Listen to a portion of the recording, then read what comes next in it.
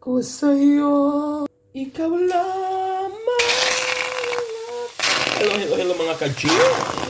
Mga katsaring dyan. Mga katsaring. Tinula tayo ng manok. Ato munang sangag ang atong manok na walang mantika-mantika. Takpan natin. Ayan. Natanggal na yung lamog-lamog niya. Tsaka yung mga mantika niya. Ngayon, hugasan muna natin ulit. Ganyan lang ang pagtula ng tinula ng manok, no, para walang lansa.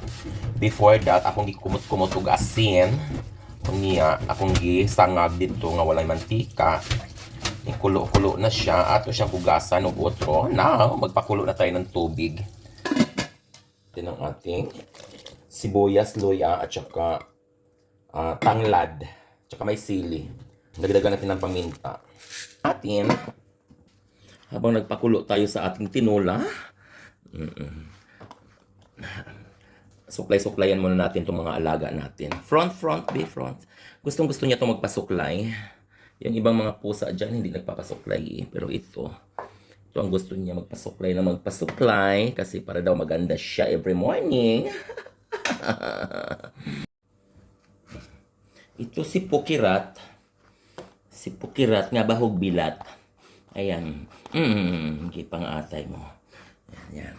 Kumulo na ang ating lamas. O, diba? Ato na ilono lang ato ang manok. Ayan. Ganito lang ha ang pagtinola.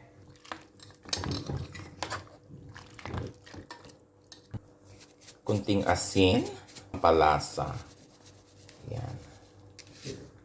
Pakuluin muna natin. O, ayan. Tinulang-tinula na talaga siya.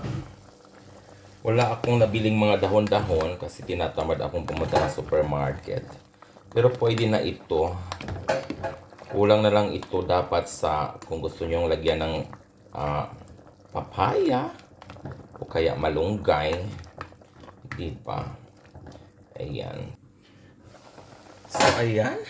Luto ng ating tinola. Ang pinakadahon natin is itong sibuyas dahon. Diba? O. Tamang-tama itong tinola ko sa panahon ngayon na makulimlim. So, tikman natin ang ating tinola.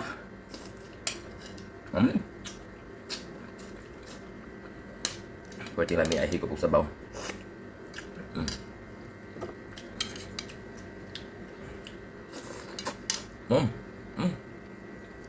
Ganito lang pag tinula, no? Ng parang lasang Bisayang manok yun ang lasa.